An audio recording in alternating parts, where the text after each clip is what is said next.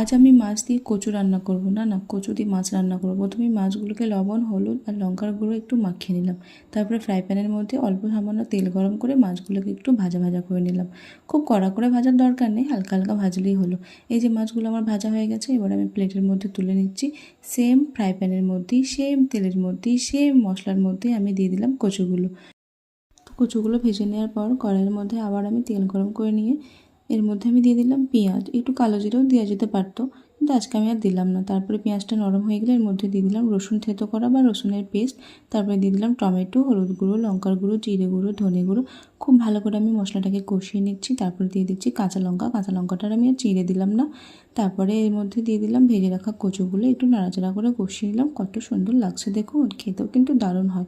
তারপর অল্প সামান্য পানি দিয়ে দিলাম। পানি দেওয়ার পর ফুটে যাওয়ার পর মধ্যে মাছগুলো দিয়ে দিলাম। একটু লবণ কম হয়েছিল, লবণটা আমি দিয়ে নিয়েছিলাম। তো ফাইনালি আমার হয়ে গেল মাছ দিয়ে